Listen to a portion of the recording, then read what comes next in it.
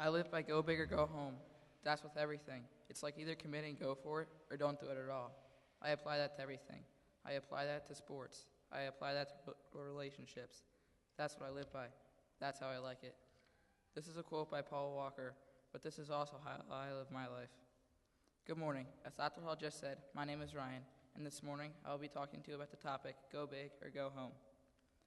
Take a second to ask yourself, have you ever backed down from something that scared you or looked too challenging? At first, you are so relieved that you did not do it, and then 15 minutes later, you hear people saying how fun it was and that you should have done it. Then you think in your head, yeah, I should have, and you come up with some lame excuse. Now it's in the back of your head and does not leave because you keep thinking, I should have done it, and you want to go back so bad. Now who knows, you may be able to go back and see how much fun it was, or it may have been a once-in-a-lifetime opportunity, and you will never see how fun it was. I would assume that all of you in this room right now have felt that way, including myself. Now when I say go big or go home, I do not mean running from the cops, feeding a bear, or parachuting into a herd of cows. Last summer, on my 14th birthday, my family and I were in Lake Placid, New York. The day started off with taking a Polaris Ranger up Whiteface Mountain. We drove up some pretty steep slopes, but that wasn't scary. After the ride back down to the bottom, they had an airbag with a scissor lift that could go up to 40 feet. I could also jump off of it. Of course I wanted to do it, but the first ride up was a little scary. The operator said I did not have to go all the way up to 40 feet if I did not want to, so I was thinking of stopping at 20 feet for the first jump, but there was my mom saying, yes, he does. So I went up all the way. I almost jumped out of my pants, but I jumped.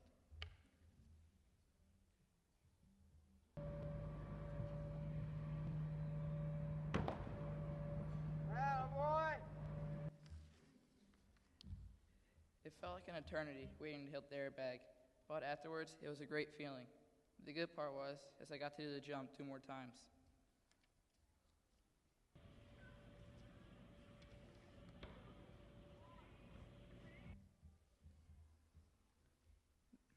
This year, the middle school had Adventure Day. For the 8th grade, we did the high ropes course.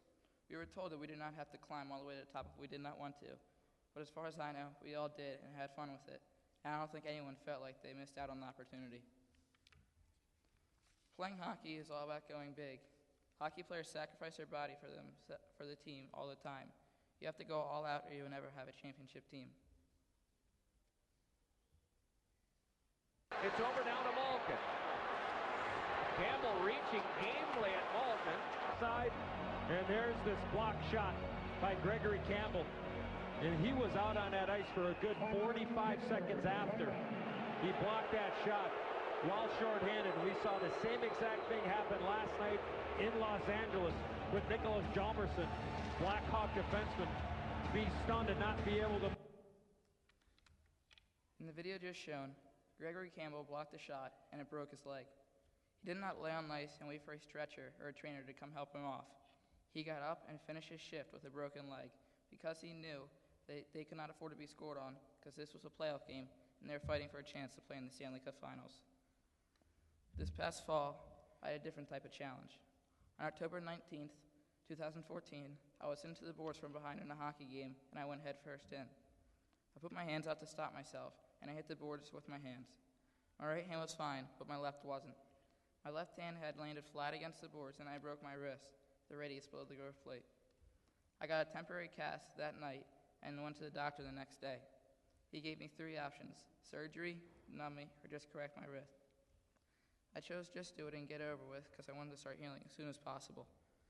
After 6 long weeks, the cast came off and I could barely move my wrist. It was stiff and very weak.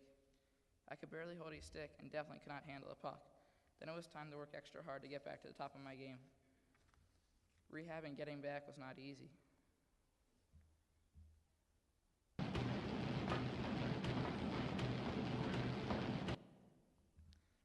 It would have been very easy to quit, but I kept telling myself, this isn't the last hockey injury I'm going to have, so I have to keep going full out. If I'm not going to go big, I might as well just go home now. My first time back in a game was over 2 months after the break. At first it was a little nervous because I had not played a game in 2 months, but I had a good game and it felt great to be back. It is very important when you face adversity that you get right back up and keep going, no matter how painful. When I broke my wrist, I had gotten right back up and went to the bench. I had no idea it was broken. I was going to go out for my next shift, but something didn't feel right. My teammate thought it was broken, so I asked the coach. When he said you needed to get off the ice and go to the hospital, I knew what had happened. When I made the decision to play hockey, I knew it would require a great deal of sacrifice and dedication.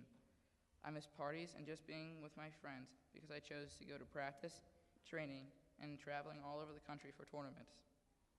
To be successful playing hockey or any sport at a high level, you have to go big, or you would just be lost in the crowd. Go big or go home does just not apply to hockey. It applies to every sport that you would play at a high level. Even if it's just a hobby, if you are not putting out any effort, it's a waste of your time, your parents' time, and their money. This applies in business as a doctor, scientist, or a teacher. You need to have a thorough understanding of what you are doing and have fun with it. And then you might make a discovery or save a life, but if you don't focus on your job and want to get better, you will never make that discovery or save a life. In professional sports, if you don't produce, you will not play and probably get cut or traded. That is why you always have to try your best, no matter who's watching. All of you, at some point or another in your life, will have full-time jobs, ranging from businessmen, professional athletes, doctors, teachers, coaches, and more. It is very important that you love and have fun at what you are doing. Believe it or not, it all starts here with getting a good education at Montgomery School, in prep school, and in college.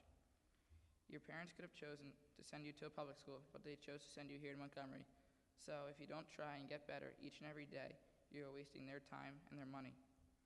Go big or go home should be what you live by, not backing down because you are scared, but not being stupid and putting your safety and the future of yourself and others on the line. Go big or go home is all about trying your best at everything, no matter the situation. It does not matter if you are a superstar or a beginner at it. Just put out your best effort. Thank you and have a nice day.